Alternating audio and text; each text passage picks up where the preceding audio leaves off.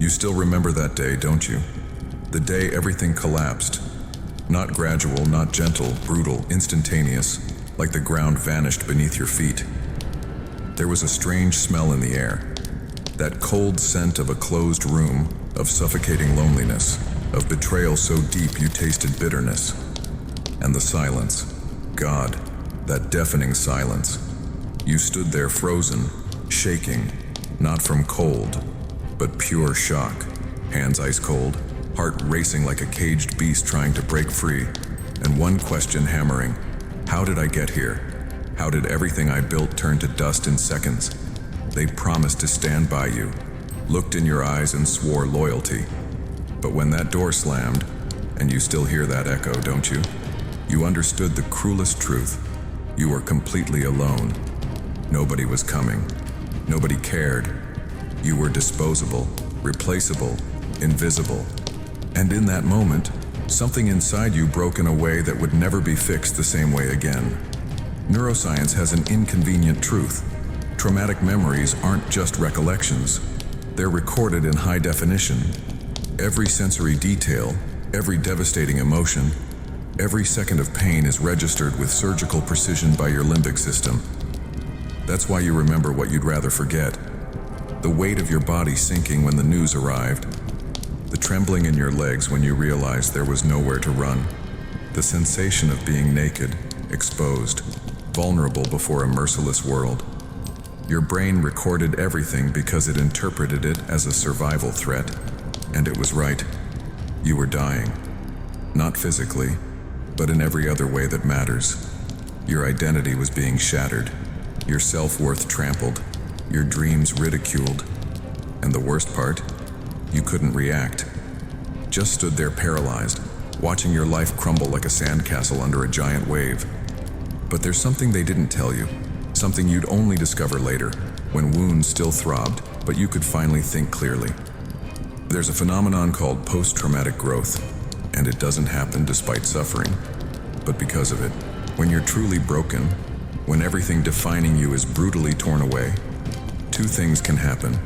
You give up completely, or you're reborn as something you could never have been before. And there, in that freezing silence, in that empty room, in that moment of total abandonment, without knowing it, a seed was being planted. A dark seed, fed by pure pain, watered with tears of rage, germinating in soil of absolute betrayal. This seed wouldn't grow as a delicate flower. It would grow as a sharp thorn, as a hidden blade, as a silent monster waiting for the right moment. Because the human brain has a fascinating defense mechanism. When pain becomes unbearable, when common emotional resilience isn't enough, something more primitive takes control. Your prefrontal cortex, that rational part that kept you well-behaved and acceptable, begins yielding space to older, wilder structures. The amygdala fires survival signals. The sympathetic nervous system enters permanent fight mode. And suddenly, that person who cried on the floor, who begged for compassion, who believed in human goodness, that person begins to die. Not metaphorically. Cellular, neurological, existential transformation. You're literally no longer the same person. And those who broke you, those who laughed at your weakness, those who bet on your definitive failure, they had no idea what they'd just created. That night, you remember which one? You stayed awake staring at the ceiling. No more tears, because you'd cried everything. Just crystalline clarity, frightening in its simplicity. A voice inside your head, different from your usual voice, deeper, colder, more definitive, whispered something that would change everything. Nobody's going to save you. Nobody's going to defend you. Nobody's going to fight for you. If you want to survive, if you want to win, if you want to prove they were wrong, you'll have to become something they never expected. Something stronger than pain. Something more relentless than betrayal. Something unstoppable. And there, in total darkness of that dawn, you made an oath. Silent. Internal. Absolute. You swore you'd never be the victim again. Never beg for crumbs of affection again. Never give anyone power to define you again. But oaths are easy.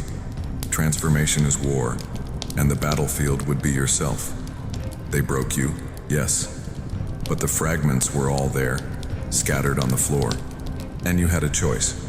Try gluing pieces back in the old format, creating a fragile version of what was, or take those sharp shards and forge something completely new. Something dangerous, something that cuts. They expected to see you destroyed, crawling back, begging forgiveness, resigned to crumbs. What they didn't expect, and here begins your redemption arc, is that you would simply disappear. Not physically, but energetically. You stopped fighting for their attention, stopped trying to prove your value, stopped existing on their radar, and began building something in the shadows, something they'd only see when it was too late to matter.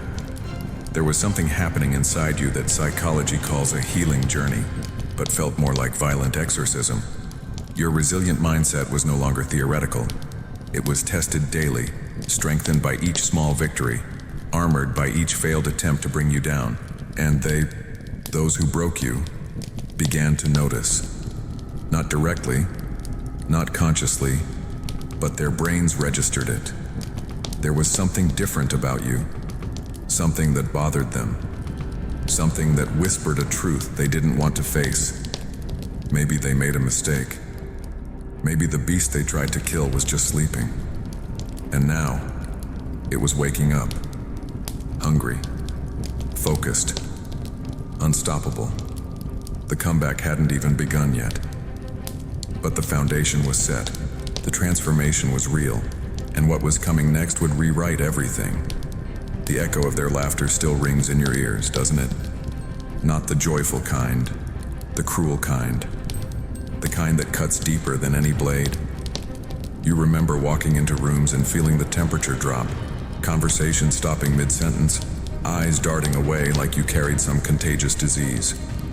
Betrayal has a sound, and it's the sound of doors closing, one by one. Click, click, click. Each person who promised forever suddenly had somewhere else to be. Each friend who swore loyalty suddenly couldn't return your calls. The psychology of abandonment is fascinating and devastating. Your brain processes social rejection in the exact same neural pathways as physical pain. When they left, when they turned their backs, when they pretended you didn't exist, your brain literally screamed in agony. The anterior cingulate cortex lit up like a Christmas tree. The same area that fires when you break a bone, burn your hand, cut your skin. Except this pain had no bandage, no painkiller, no healing timeline, just raw, endless aching that nobody could see but you felt in every cell. You tried, didn't you? God, how you tried. You reached out with trembling hands, voice shaking, pride swallowed. Remember that message you sent? The one you rewrote 17 times before hitting send? The one that sat on read for 3 days before getting a cold 2-word response. Or worse, no response at all. Silent revenge from people who claimed to love you. That's when you learned the cruelest lesson. People don't abandon you because you changed. They abandon you because you're no longer useful, no longer entertaining, no longer convenient. Your value in their eyes was always conditional, transactional, temporary. And when the conditions changed, when the transaction ended, when the temporary expired, you became invisible. A ghost haunting your own life. Walking through spaces where you once belonged, now feeling like an intruder in your own story. There was that moment at the coffee shop. You remember it vividly. You saw them, your old group, laughing, thriving, living their best lives without you. And for a split second, you made eye contact with one of them. Just a fraction of a second, long enough to see recognition flash across their face. And then, they looked away, deliberately, consciously. They chose to pretend they didn't see you. That's when something inside you shifted, not broke, shifted. Because there's a difference between breaking and transformation. Breaking is when pieces scatter and can't be reassembled. Transformation is when pieces rearrange into something new, something harder, something that doesn't need their validation anymore. The neuroscience of this moment is profound. Your brain's default mode network underwent massive recalibration. You were literally rewiring your sense of self, detaching your worth from their perception. Building self-worth that was internally sourced, not externally validated. They wanted you to beg, expected you to chase, anticipated dramatic confrontations where you demand explanations, seek closure, plead for another chance. But you did something they never saw coming. You disappeared. Not physically, but energetically. You stopped showing up to places they'd be, stopped checking their social media, stopped asking mutual friends about them, stopped existing in their universe entirely. And here's what they didn't understand about human psychology. Indifference is the ultimate power move. When you're angry, you're still attached. When you're hurt, you still care. But when you're indifferent, you've transcended. You've moved to a plane where they simply don't matter anymore. Their opinions became background noise. Their judgments became irrelevant data. Their presence became optional scenery in a story where they were no longer main characters. This wasn't performed indifference. This was real, cellular-level disinterest. Your resilient mindset was evolving beyond anything they could comprehend. The nights were the hardest. 3 a.m. has a way of stripping away all defenses, all brave faces, all masks. You'd lie there, staring at the ceiling, replaying every moment, every harsh word, every cold shoulder, every broken promise. Your mind became a torture chamber, playing the highlight reel of your betrayal on endless loop. But something interesting happens in those dark hours. Something evolutionary psychologists call adversarial growth. Your brain, desperate to make sense of trauma, begins building new neural pathways, creating new narratives, finding new meanings. And slowly, painfully, those 3 a.m. sessions transformed from torture chambers into planning rooms. Instead of asking, "Why did they leave me?" you started asking, "Who do I become now that they're gone?" That question shift was everything. It moved you from victim to architect, from broken to rebuilding, from pain to purpose. The mirror became your battleground. Each morning, you'd look at your reflection and see someone you barely recognized. Heavier eyes, harder edges, deeper shadows, but also something else. Something new growing in those shadows. A fire. Not the warm, welcoming kind, the consuming kind. The kind that burns everything in its path, including the old version of yourself. You started making changes. Waking up earlier, working out harder, reading more, learning new skills. Not because some guru told you to, but because you had to channel the pain somewhere or it would consume you. So you aimed it at self-improvement. Every rep in the gym was an act of silent revenge. Every page read was another step away from who they thought you were. Every skill learned was proof you didn't need them to grow. You were becoming unstoppable, not through motivation, but through necessity, through survival instinct weaponized into personal evolution. And they noticed. Oh, they noticed. Because here's what happens when you genuinely stop caring. You become interesting again. The human brain is wired to pay attention to what moves away from us. When you stopped chasing, when you stopped seeking their approval, when you genuinely became focused in your own lane, their radar pinged. Suddenly, you weren't the desperate, broken person they left behind. You were the mystery, the one who got away, the one who didn't collapse without them. And that confident mindset shift, it wasn't fake. It wasn't performance. It was real.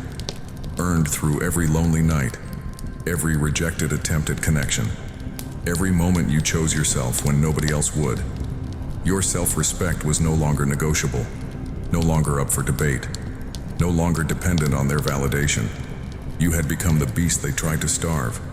But hunger, it turns out, makes you stronger, sharper, more dangerous, and the real transformation was just beginning.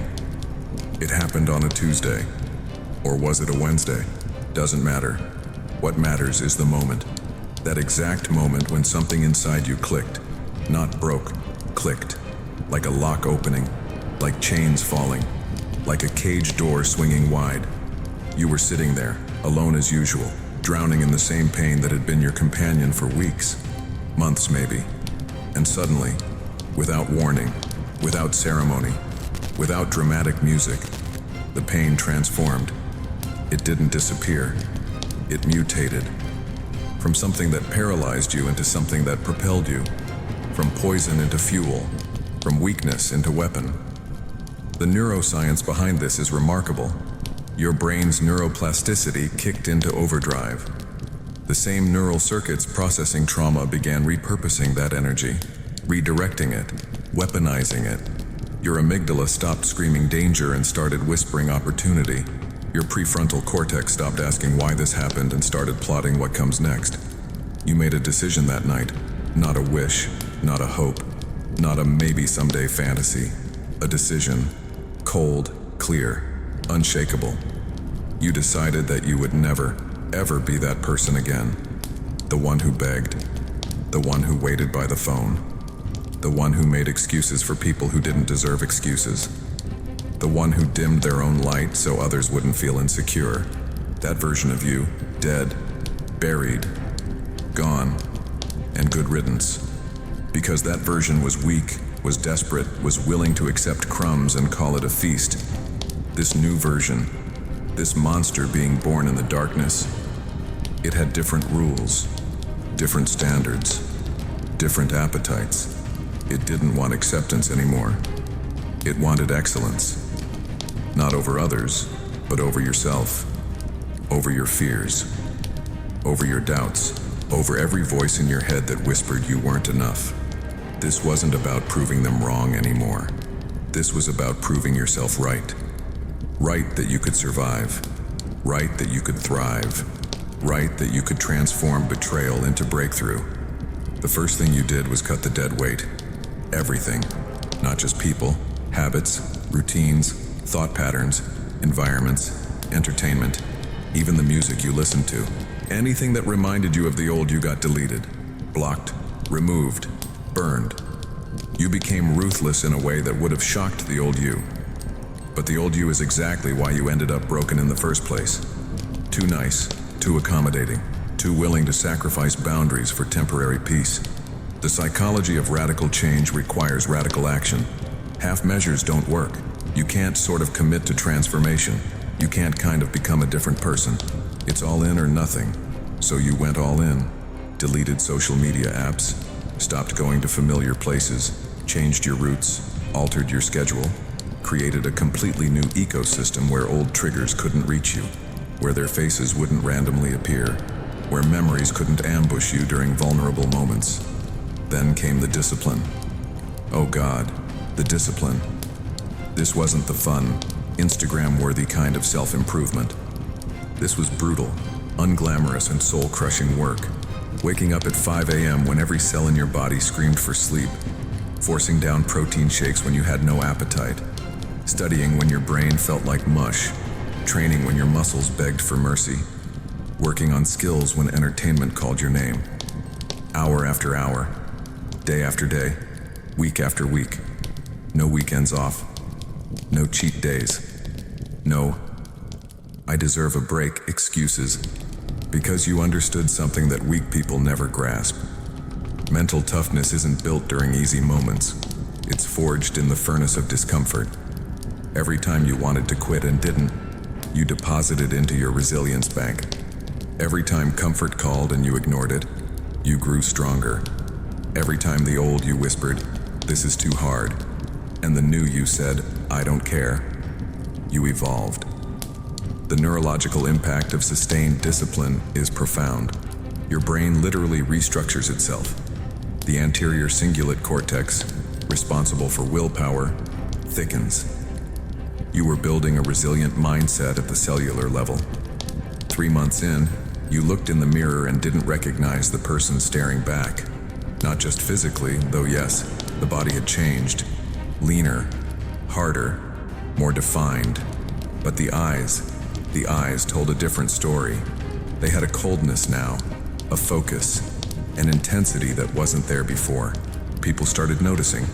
Not the ones who abandoned you, you'd completely vanished from their world. But new people, strangers, they'd hold your gaze a second longer, Step aside when you walked through. Ask your opinion with genuine interest. There's a phenomenon in social psychology called presence, and yours had transformed. You no longer entered rooms apologetically. You occupied space with authority. Not arrogant, not aggressive, just certain of your value, certain of your direction, certain that their approval or disapproval was utterly irrelevant to your trajectory. This confident mindset wasn't performed. It was embedded, wired into your nervous system through thousands of small victories nobody saw. But here's what they didn't tell you about transformation. It's lonely, brutally, devastatingly lonely. Because while you're grinding in silence, everyone else is out there living, laughing, connecting, enjoying. And some nights, the loneliness hits so hard you question everything. Wonder if maybe you're overdoing it. Maybe you should ease up. Maybe you should reach out. Maybe isolation isn't the answer. Those nights are tests. Tests that separate the unstoppable from the merely motivated. The ones who become legends from the ones who become cautionary tales. And you?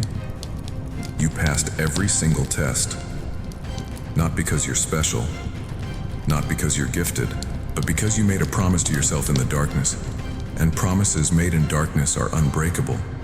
They're forged in truth, in desperation, in the raw honesty of rock bottom. You promised yourself you'd never go back, never be that broken person again, never give anyone that much power over your peace. And you kept that promise, even when it hurt, even when it cost you, even when every logical voice said you were being extreme. Because extreme situations require extreme responses. And what they did to you, that was extreme. So your comeback would be too. The beast forged in isolation was almost ready. And what was coming next would shake everything. Nobody talks about the cost, the real cost, not the motivational poster version where sacrifice leads to montage music and happy endings. The brutal, bone-deep cost of becoming someone new. You want to know what transformation really costs? Everything. Your sleep schedule, gone.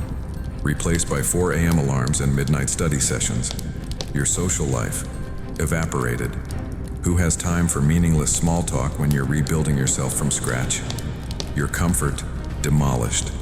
Every single day became a negotiation with pain. Physical pain from pushing your body past limits. Mental pain from forcing your brain to learn and grow and adapt when it screamed for rest.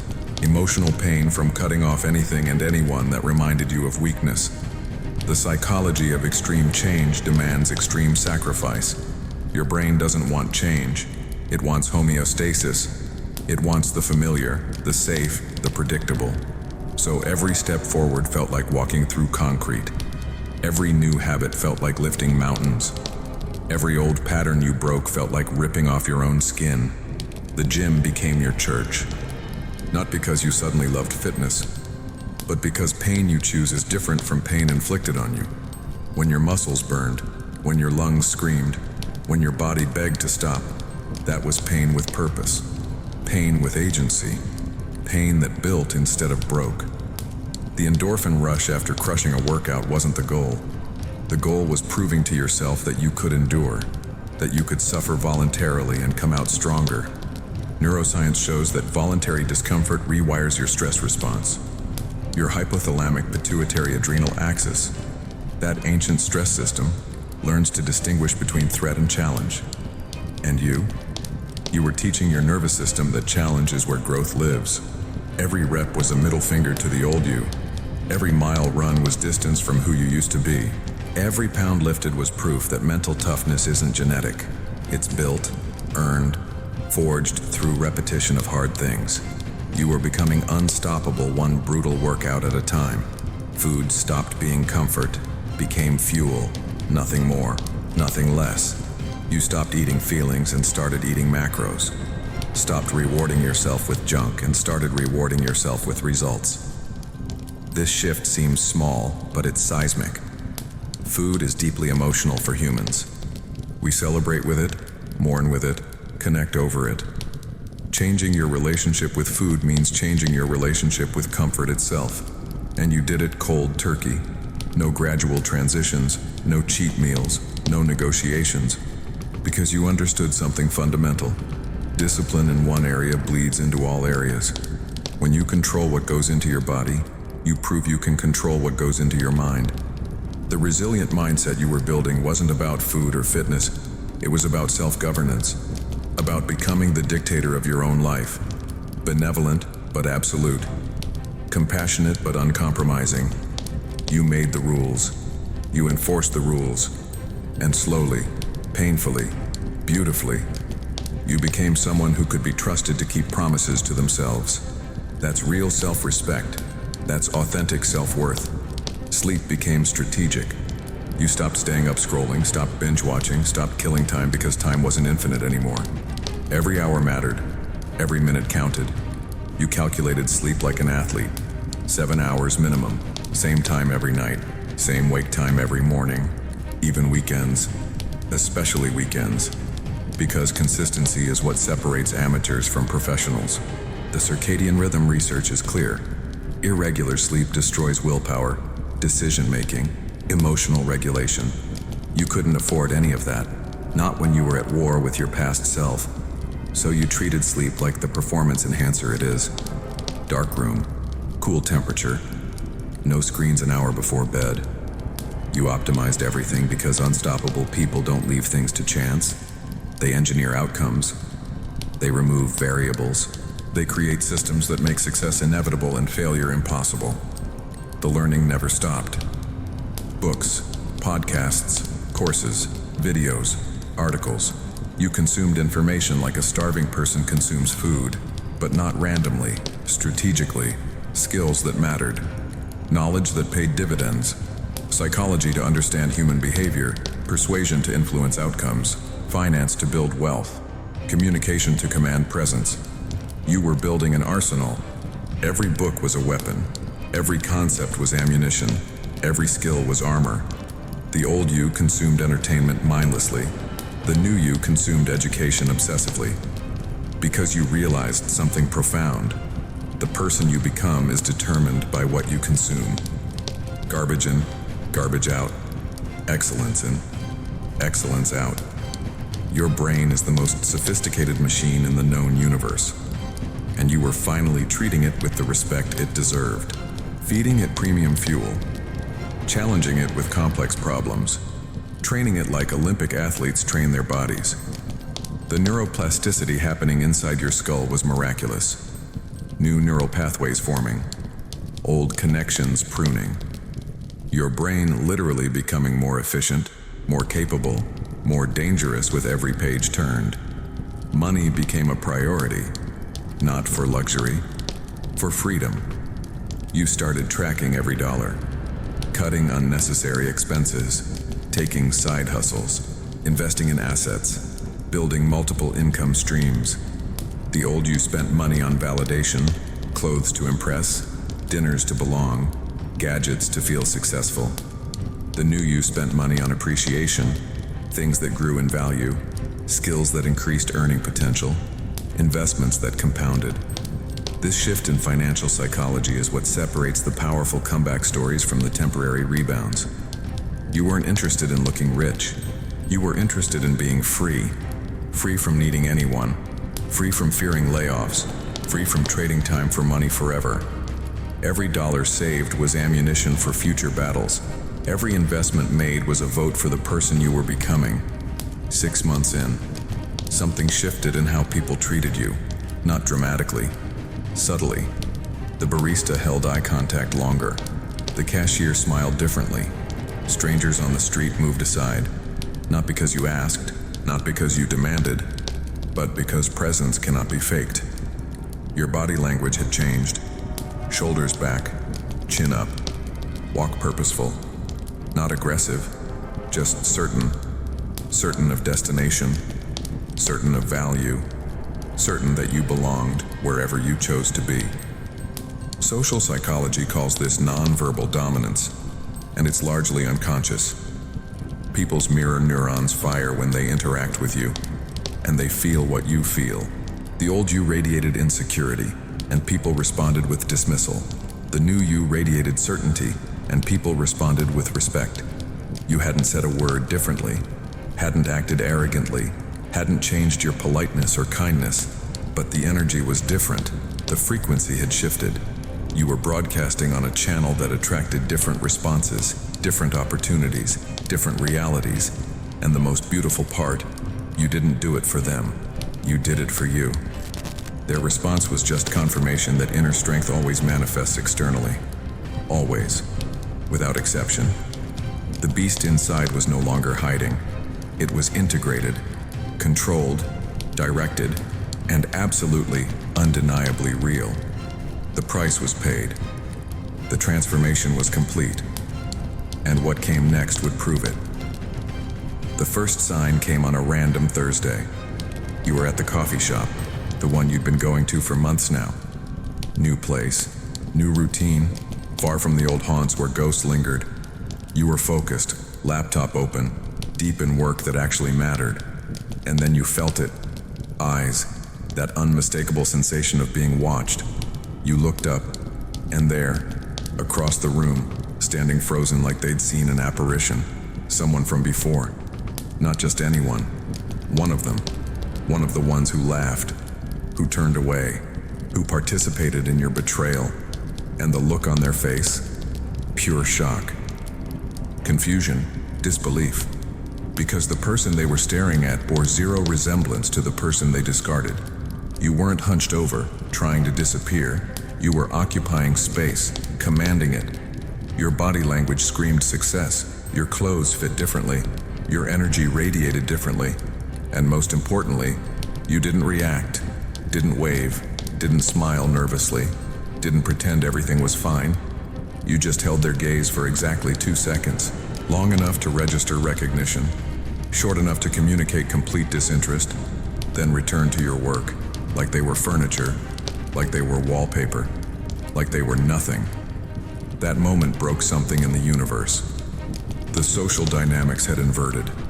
They were the ones unsettled now, the ones off balance, the ones wondering what happened. How did this happen? When did this happen? The psychology of status reversal is fascinating. Humans are wired to establish hierarchies, pecking orders, social positioning. And in the old dynamic, you were bottom, discarded, rejected, less than. But now the hierarchy had shattered. You weren't playing their game anymore, weren't even on their board. You'd created an entirely new game with entirely new rules, and they weren't invited. The cognitive dissonance this creates is overwhelming. Their brain screams, "This doesn't compute." The person we dismissed isn't supposed to thrive. They're supposed to wither, supposed to validate our decision by failing. But you didn't fail. You transformed, and that transformation threatened everything they believed about themselves. Because if you could rise after they pushed you down, what did that say about their judgment, their character, their worth? Word travels fast in small circles. Within a week, you started noticing patterns. People you hadn't heard from in months suddenly popping up. Not directly at first, too obvious, too desperate. No, it started with Instagram story views, LinkedIn profile checks, mutual friends casually mentioning your name in conversations, fishing for information. "Hey, have you seen what so-and-so is up to?" The digital age makes surveillance easy, makes curiosity look casual. But you knew. Oh, you knew exactly what was happening. They were monitoring, tracking, trying to piece together the puzzle of your comeback. How does someone go from broken to this? What's the secret? What's the trick? They wanted the shortcut, the hack, the magic formula, because accepting the truth was too painful. The truth that there is no shortcut, that the only way through is through, that rising stronger requires descending into hell first and choosing to climb out instead of setting up camp in the flames. Then came the messages, tentative, careful, wrapped in false casualness. "Hey stranger, long time no talk. Saw you're doing well, happy for you. We should catch up sometime." Every single one reeked of reconnaissance. They weren't reaching out because they missed you. They were reaching out because your success bothered them, Because your glow-up made their stagnation visible. Because your strength in silence screamed louder than their constant noise. The old you would have analyzed every word, read between every line, convinced yourself this was the redemption you'd been waiting for, that they finally saw your value, finally recognized their mistake, finally wanted you back. But the new you, the beast that had been forged in isolation, you saw it for what it was: manipulation, curiosity, control disguised as connection. And you did something that sent the clearest message possible. You didn't respond, not with anger, not with a carefully crafted, "I'm too busy" Ross excuse. You just never replied, left them on read, let their message sit there, unanswered, like their presence in your life, acknowledged but ultimately irrelevant. The neuroscience of power dynamics is elegant in its simplicity. Power flows to those who need less. The person who cares less controls the interaction. The person who can walk away has all the leverage. And you had achieved the ultimate power position. Genuine indifference, not performed, not strategic, genuine. You genuinely did not care if they approved of you, thought about you, wanted to reconnect with you. Your self-worth had been completely internalized, decoupled from external validation. This is what separates emotional resilience from emotional dependency. Resilient people don't need everyone to like them, don't need every relationship to work out, don't need constant affirmation that they matter. They know they matter because they've proven it to themselves through action, through discipline, through showing up day after day when nobody was watching, nobody was cheering, nobody was giving a damn. You had become your own validation machine, and that made you dangerous, because people who validate themselves cannot be controlled through approval or rejection. Month 8 brought something unexpected. You were at a networking event, professional, focused, there for business, not socializing, and you saw them, not one, multiple, an entire group from the old life. And here's what happened. Nothing. You felt nothing. No surge of anger, no pang of longing, no bitter satisfaction, just nothing. They were strangers wearing familiar faces, characters from a movie you used to love but had outgrown. You walked past them. Professional nod, polite but distant, and kept moving. Didn't pause for small talk, didn't offer explanations about where you've been, didn't perform your success or advertise your transformation. You simply existed in your lane while they existed in theirs. And that moment of complete energetic disconnection was more powerful than any confrontation could have been. Because confrontation implies they still have power, still occupy mental real estate, still matter enough to engage with. But this was erasure, not malicious, not intentional, just organic irrelevance. They had become background noise in the symphony of your new life. But the most profound shift happened internally. You started noticing how differently you processed rejection now. Someone didn't respond to your email. Fine, moving on. A deal fell through. Okay, next opportunity. A person showed disinterest. Cool, plenty of people exist. The old you would have spiraled, analyzed, personalized, turned every minor setback into evidence of unworthiness. The new you. Rejection rolled off like water off a duck. Not because you didn't care about success, but because you understood rejection is information, not identity. Sometimes people say no because of timing, sometimes because of fit, sometimes because they're idiots. None of it reflects your inherent value. The resilient mindset you'd built through months of brutal self-work had created an unshakable foundation. Your worth wasn't up for debate, wasn't negotiable, wasn't determined by who said yes or no. It was fixed, established, proven through the only opinion that mattered, your own. You had looked yourself in the mirror during the darkest nights and decided you were worth the effort, worth the sacrifice, worth the pain. And once you make that decision and back it up with relentless action, nobody can take it from you. Nobody. The monster they tried to create by breaking you had indeed been born. But it wasn't the villain they imagined. It was something far more terrifying to them. Someone who didn't need them at all. Someone unstoppable not despite their betrayal, but because of it. And the beautiful irony, their cruelty had been the exact catalyst required for your evolution. The invitation arrived on a Saturday morning. Physical mail, fancy envelope, embossed lettering, some kind of gala, industry event, high-profile gathering where the who's who would congregate, and right there on the guest list preview, their names, all of them.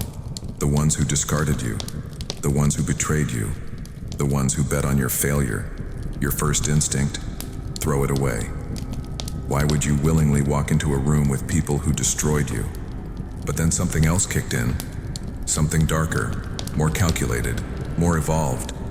Because you realized this wasn't about them anymore. This was about you.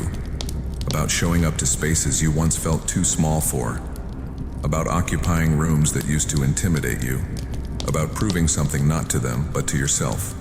That you could stand in the same oxygen as your past and not flinch. Not shrink, not revert. The psychology of facing your demons is complex. Avoidance feels safe but keeps you prisoner. Confrontation feels dangerous but sets you free.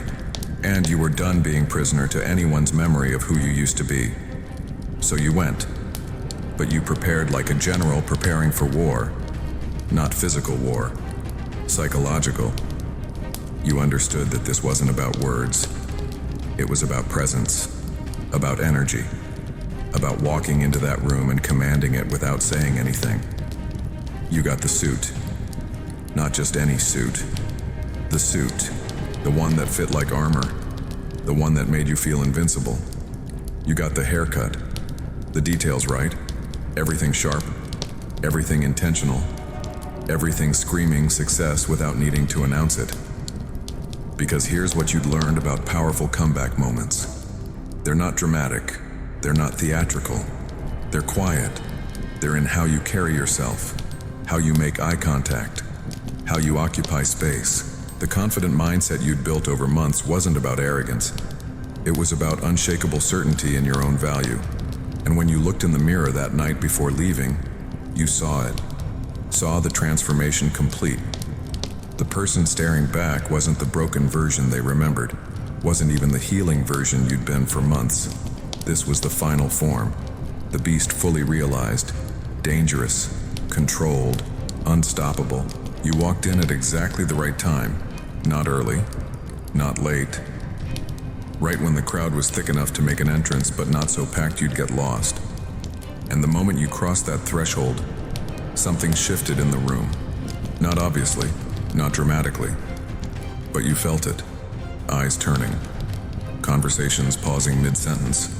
That subtle recalibration that happens when someone with real presence enters a space.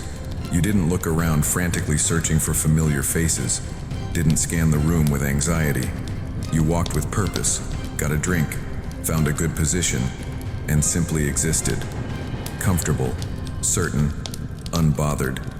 The neuroscience of social dominance is fascinating. Humans are pack animals. We instinctively assess hierarchies within seconds of entering social spaces. Posture, eye contact, movement patterns, voice tonality, all of it processed unconsciously by the limbic system. And your limbic system was broadcasting a very clear message. Apex. Not through aggression, through calm. Through the kind of strength and silence that needs no announcement because it's self-evident. It took 17 minutes. You'd been counting. 17 minutes before one of them approached. Not the ringleader. Never the ringleader first. One of the periphery players. Testing the waters. Seeing if you were safe to engage. Their energy was all wrong. Too eager. Too compensating. Too obviously uncomfortable with the power shift they were witnessing. Hey, wow, didn't expect to see you here. Translation. I'm shocked you're in this space because we decided you didn't belong. You smiled, not warm, not cold, neutral. Yeah, got invited. You? Short, direct. No elaboration, no explanation, no performance of success, just facts. They tried to make conversation, asking what you've been up to, where you've been, what you're doing now. Each question an excavation attempt, trying to understand the transformation story, trying to find the narrative that makes sense of how someone they discarded ended up here, in this room, at this level, looking like this. But you gave them nothing. Polite but minimal responses. No details. No vulnerability. No access to your journey. Because your story wasn't for people who weren't there during the chapters that mattered. Then it happened. The moment you'd unconsciously prepared for. They appeared, the main ones. The architects of your betrayal. And you watched their faces cycle through emotions in real time. Shock, recognition, confusion. Something that looked almost like fear, because they were seeing a ghost. Except this ghost was solid, real, thriving. Everything they predicted wouldn't happen. They approached as a group. Safety in numbers. Classic intimidation tactic. Except you weren't intimidated. Not even slightly. Your heart rate stayed steady. Your breathing remained calm. The amygdala, that ancient fear center, stayed quiet. All that training, all those early mornings, all that discipline, it had rewired your stress response system. You weren't in fight or flight, you were in flow. They made small talk, surface level pleasantries. You look great. It's been so long. We should reconnect. Every sentence dripping with subtext, with unspoken questions, with the desperate need to understand how the narrative shifted without their permission. And you played it perfectly. Pleasant, cordial, completely uninterested in going deeper. You weren't rude. Rudeness would have signaled they still affected you. You were simply indifferent, genuinely, authentically, devastatingly indifferent. The conversation lasted maybe 5 minutes, and then something beautiful happened. Someone else approached you, someone important, someone with actual influence and power in the industry. They'd been watching the interaction, waiting, and they walked over, greeted you warmly, started discussing business opportunities, real opportunities, meaningful connections, and just like that, you had permission to exit the conversation with your past. Excuse me, I need to discuss something important. You turned away, didn't look back, didn't offer promises to catch up later, didn't perform politeness beyond what the moment required. You simply moved on to bigger conversations, better connections, more valuable uses of your time, and they were left standing there, watching you network with people they probably wanted to impress, watching you command respect from people who actually mattered, watching you exist in a reality where they were no longer relevant. The psychology of this reversal cannot be overstated. They came expecting you to need their approval, their acknowledgement, their validation that you'd made it. Instead, they got complete disinterest. And that disinterest communicated more powerfully than any speech could have. You don't matter to me anymore. The rest of the night was productive conversations, real networking, actual opportunities being discussed and doors being opened.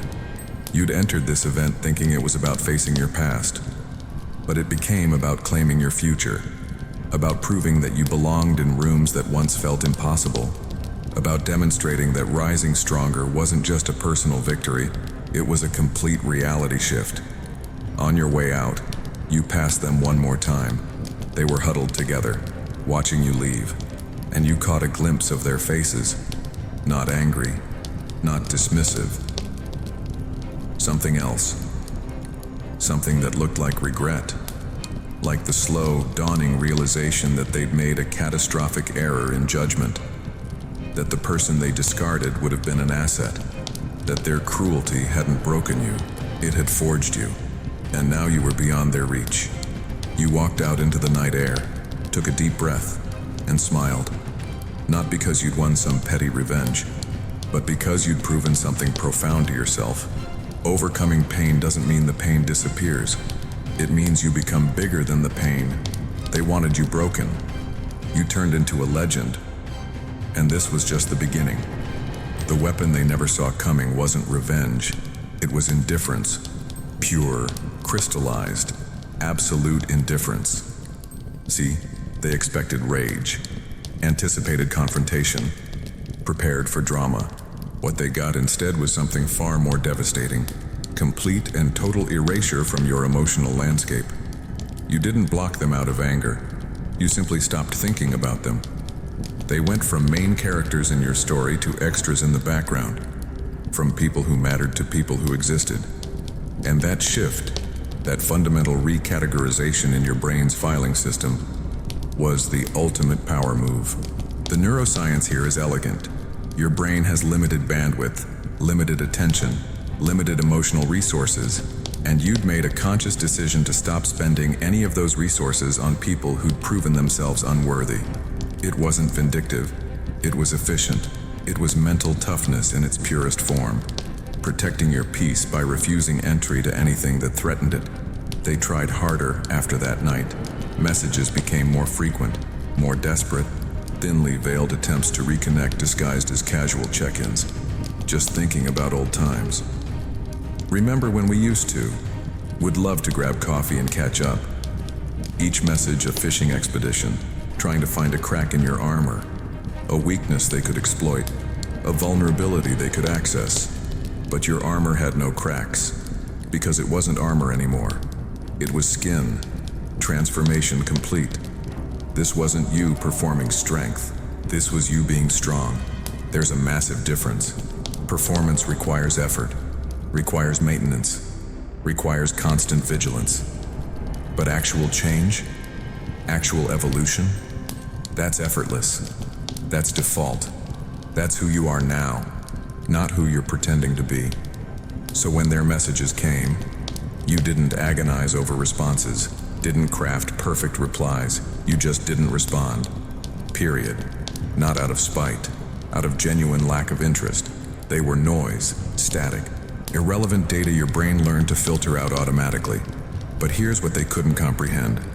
Your indifference wasn't cold, it was warm. Warm with self-love, warm with self-respect, warm with the understanding that some people are lessons, not lifelong companions. That some chapters close so better ones can open.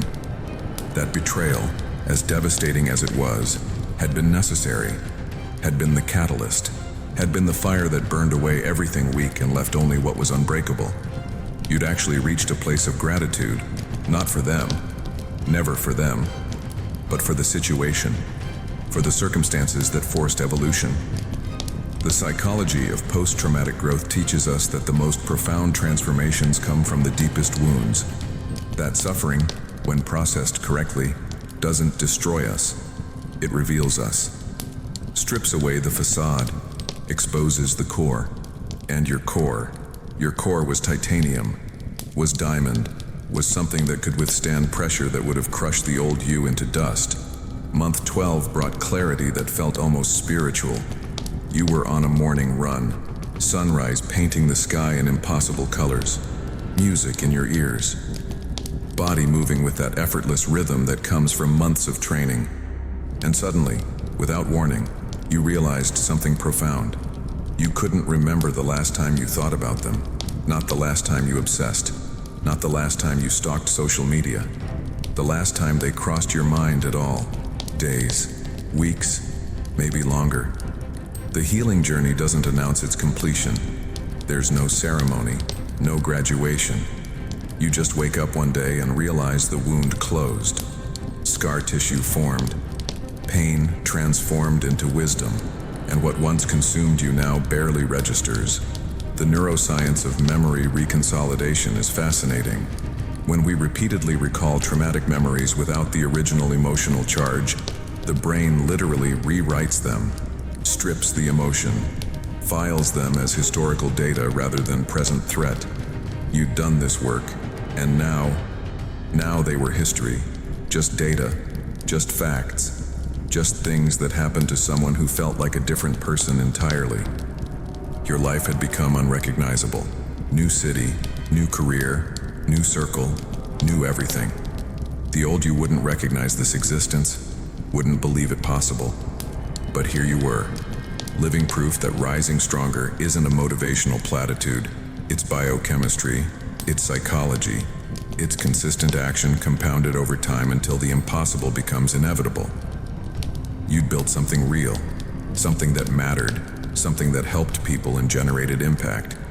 Not because you needed to prove anything, but because you had energy to burn, because discipline becomes hunger, because unstoppable people don't clock out. They don't separate work from life because their life is their work, and their work is their art, and their art is their legacy. You weren't hustling anymore. You were creating, building, manifesting, and the difference is night and day. Then came the moment that cemented everything. You got a call from them. Not a text, a call. After months of silence, of ignored messages, of obvious disinterest on your part, they called, and you stared at the screen. Name flashing, old feelings trying to resurface, old patterns attempting to activate, and you did something the old you never could have done. You declined the call, didn't answer just to tell them off, didn't answer to perform your indifference, didn't answer because you genuinely, authentically didn't care what they wanted to say. You declined, blocked the number, and went back to what you were doing. Life continued. The world didn't end. You just moved on. And in that moment, you realized the ultimate truth. It's not about them seeing your success.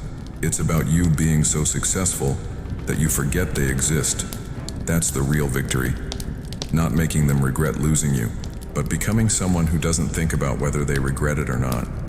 Someone whose mental space is too valuable to waste on people who prove themselves unworthy. Someone free, truly, completely, devastatingly free. They wanted you broken. You turned into a legend, and you did it for you. Success became your language, not the flashy kind, not the Instagram highlight reel kind, the real kind. The kind that shows up in bank accounts and opportunities and doors that open before you knock. Your business exploded. Not overnight. Nothing real happens overnight. But consistently, relentlessly. Every quarter better than the last. Every year exponentially bigger than the previous. The compounding effect of disciplined action over time is unstoppable. While they were still talking about dreams, you were building empires. While they were still making excuses, you were making revenue. While they were still seeking validation from people who didn't matter, you were creating value for people who did. The transformation wasn't just internal anymore. It was external, tangible, measurable, undeniable. You'd gone from broken to wealthy, from rejected to desired, from invisible to influential, and none of it was accident. All of it was architecture, designed, executed, manifested through sheer force of will and refusal to quit when quitting would have been easier. The beautiful thing about real success, it attracts. You didn't have to chase opportunities anymore. They chased you. Investors reaching out, partnerships being proposed, media wanting interviews, speaking engagements being offered, all because you'd built something real, something valuable, something that solved actual problems for actual people. The psychology of social proof kicked in. When you're winning, everyone wants proximity to the win. When you're rising, everyone wants to ride the wave. Suddenly, you weren't begging for meetings. You were declining them. Weren't asking for chances. You were giving them. The power dynamics had completely inverted, and you handled it with grace, with humility, with the understanding that success doesn't give you permission to become the thing you hated. You remembered what it felt like to be dismissed, to be overlooked, and you vowed never to make anyone feel that way. Not because you were soft, but because you were strong enough to be kind without being weak. Your team grew. People who believed in the vision. People who worked not just for paychecks, but for purpose. You created culture, built systems, developed leaders. Everything you did was intentional, strategic, long-term focused. While competitors chased trends, you built foundations. While others optimized for vanity metrics, you optimized for sustainability. While the market zigged, you zagged. Because you'd learned something profound during those dark months of transformation. The herd is usually wrong. Conventional wisdom is usually mediocre. Playing it safe is the riskiest move. You'd been forced to think differently, forced to see differently, forced to operate differently, and that forced perspective became your competitive advantage. You saw opportunities others missed, took risks others feared, built what others thought impossible. The resilient mindset you developed didn't just help you survive, it helped you dominate. Money changed things. Not your character, but your options. Freedom multiplied. Choices expanded. The financial stress that keeps most people trapped evaporated.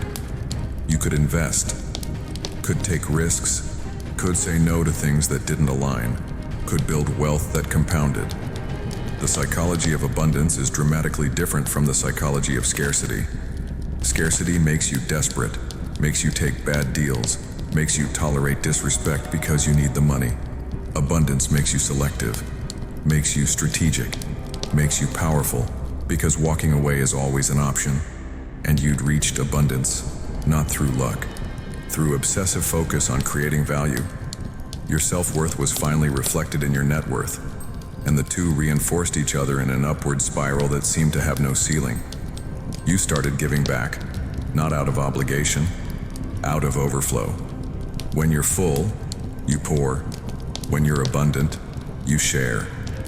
You mentored young entrepreneurs, invested in promising startups, created scholarships, built programs, opened doors that had been closed to you, and in doing so, you created something more valuable than money: legacy. Because money is temporal, fame is fleeting, but impact ripples, impact compounds, impact outlives you. Every person you helped became part of your transformation story. Every opportunity you created became proof that breaking doesn't have to be permanent, that rising stronger is possible. You'd taken your pain and turned it into purpose, your wounds into wisdom, your scars into stories that helped others heal. And that was the ultimate victory.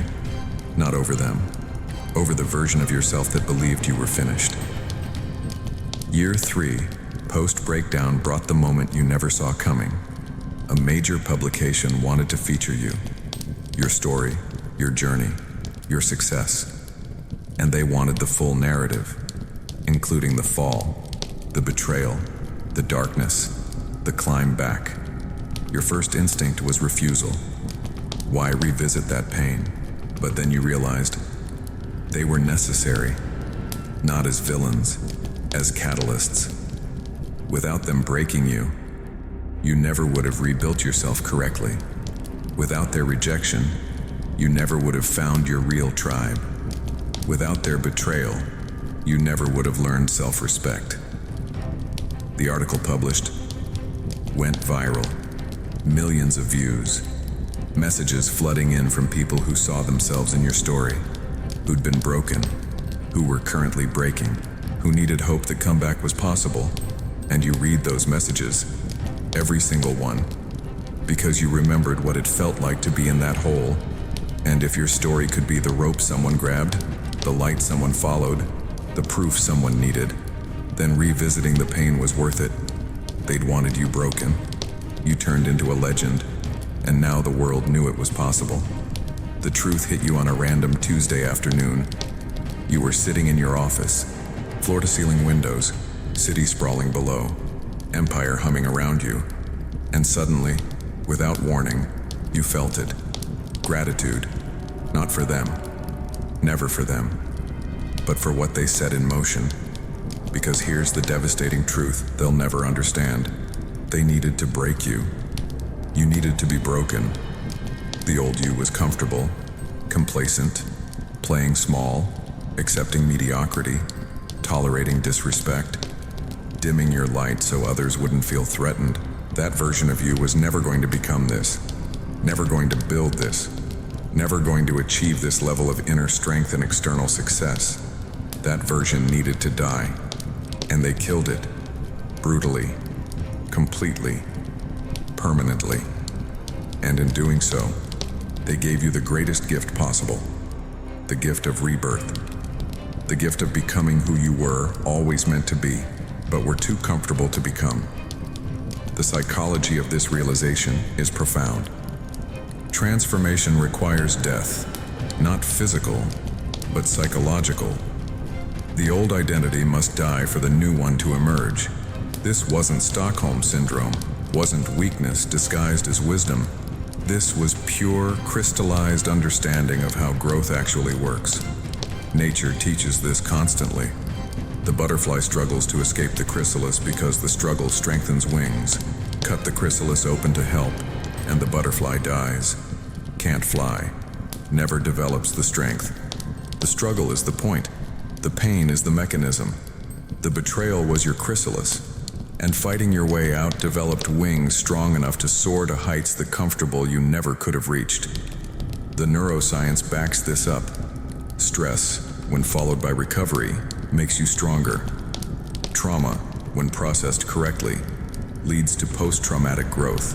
Adversity, when faced head-on, builds resilient mindset that no classroom, no book, no comfortable life ever could. You didn't just survive the breaking, you needed it, craved it, in retrospect, because it was the only thing powerful enough to shatter the glass ceiling you'd built for yourself through limiting beliefs. They thought they were punishing you, removing their presence as punishment, withholding approval as torture, discarding you as ultimate rejection. But what they actually did was remove the weight, the dead weight of caring what small-minded people think, the exhausting weight of performing for people who didn't appreciate you, the suffocating weight of relationships built on pretense rather than authenticity. They decluttered your life, removed distractions, forced focus. And in that forced focus, in that isolation, in that absence of external validation, you found something infinitely more valuable: self-worth that didn't depend on anyone else, self-respect that was non-negotiable, confident mindset that was unshakable because it was internally sourced. They wanted to diminish you by leaving. Instead, they expanded you, made room for better people, better opportunities, better everything. The irony is so perfect it almost seems scripted. Their cruelty was your catalyst. Their rejection was your redirection. Their betrayal was your breakthrough. You started seeing patterns everywhere. Every successful person you studied had this story. Different details, same structure. Some devastating loss, some brutal betrayal, some rock-bottom moment, followed by decision, followed by discipline, followed by transformation, followed by triumph. It wasn't coincidence, it was formula. The hero's journey wasn't just mythology, it was psychology. It was the actual path human consciousness takes to evolve beyond comfortable mediocrity into uncomfortable excellence. You can't skip steps, can't avoid the descent, can't bypass the dark night of the soul. Everyone wants the comeback without the setback, the rising stronger without the falling, the legend status without the origin story of pain. But that's not how it works. Never has been, never will be. The beast isn't born in comfort. It's forged in fire. And they lit the match, poured the gasoline, walked away thinking they'd watched you burn. What they didn't realize is phoenixes are born in flames. The final piece clicked into place during meditation. You'd started meditating months ago, part of the rebuilding, part of the healing journey. And during this particular session, you saw it clearly, saw the whole thing from 30,000 feet. They were operating from ego, from insecurity, from their own pain and limitations. Hurt people, broken people, break people. Small people try to make others small. It wasn't personal. It was never personal. They didn't reject you because you were flawed. They rejected you because you reflected something back to them they couldn't face in themselves. Your potential threatened their stagnation. Your growth highlighted their comfort. Your dreams exposed their settling. So they eliminated the mirror, removed the reminder. This wasn't insight that excused them, but it was insight that freed you. Freed you from making their actions mean something about your worth. Freed you from the narrative that you deserved it. They were actors in your story, playing their role perfectly, teaching the lessons you needed to learn. And now their role was complete. You realized something that changed everything. Forgiveness isn't for them. It's for you. And forgiveness doesn't mean what they did was okay.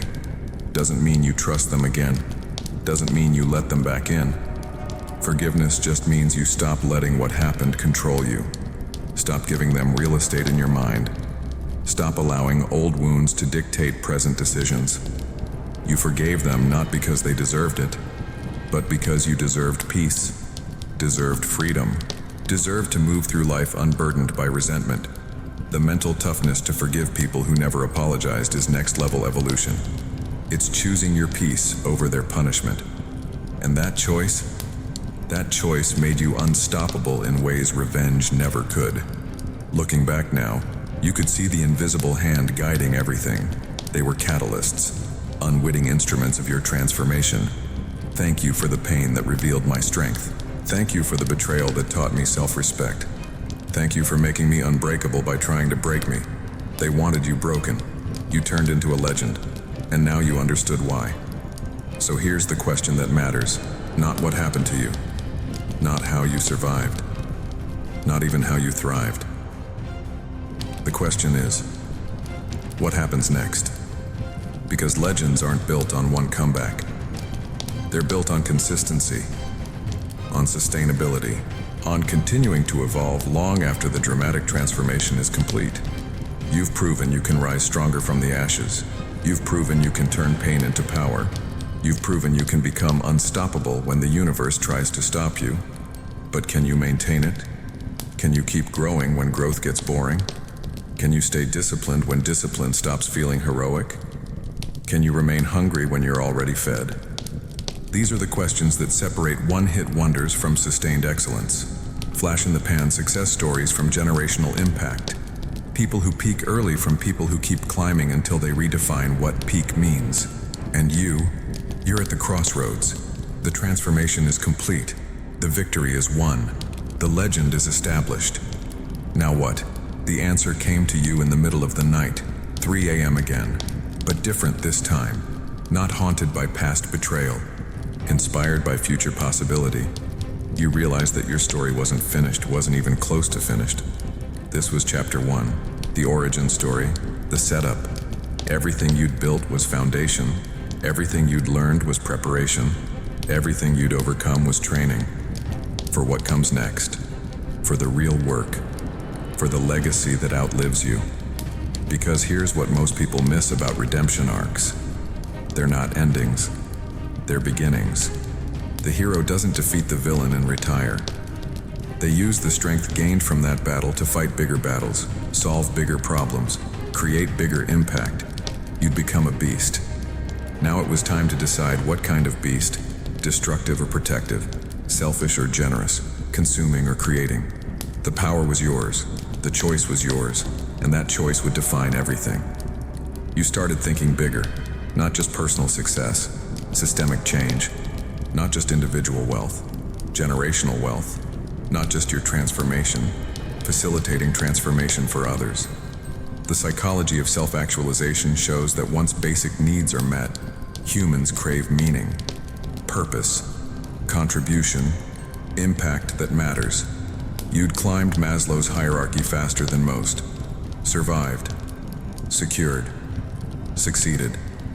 Now you were at the peak, self-actualization, and the view from here was clear. Your healing journey could become a roadmap. Your pain could become medicine. Your story could become permission for others to write their own comeback stories. This wasn't ego. This was responsibility. When you've been given much, much is expected. When you've overcome much, you're obligated to help others overcome. When you've been forged in fire, you become the forge for others. That's how cycles of transformation perpetuate. How legends inspire legends.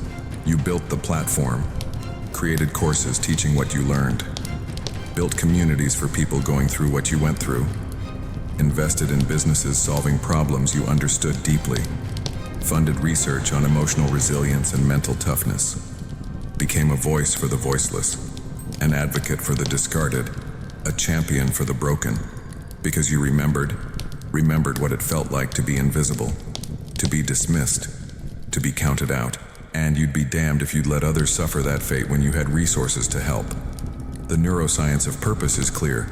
Brains wired for contribution experience deeper satisfaction than brains wired for consumption. You'd consumed enough, achieved enough, proven enough. Now it was time to pour out, to give back, to complete the cycle, from broken to healed, from healed to helper, from helper to healer. That's the arc. That's what separates good stories from great ones. The emails started flooding in, thousands of them.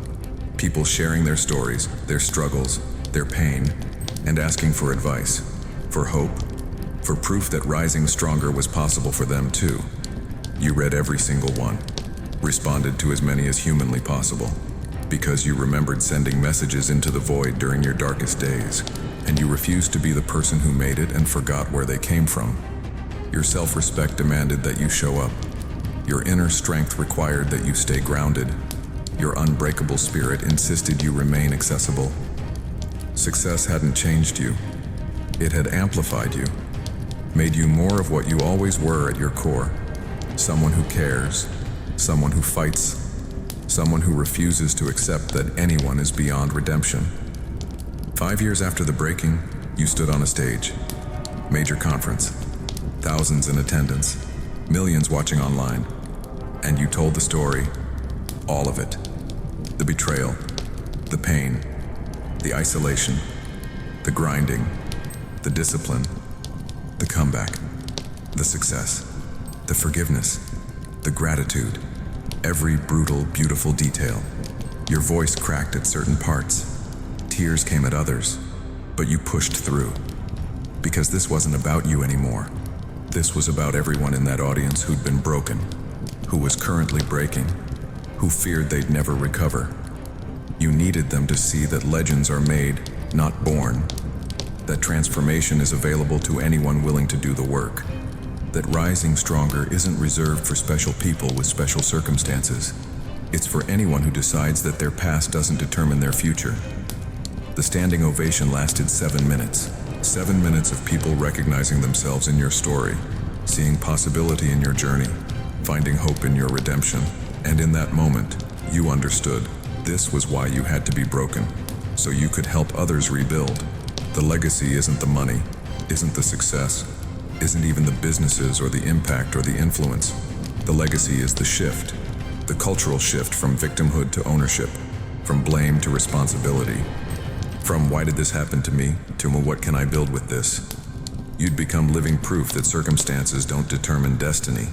That betrayal, as devastating as it is, can be the best thing that ever happened if you use it correctly.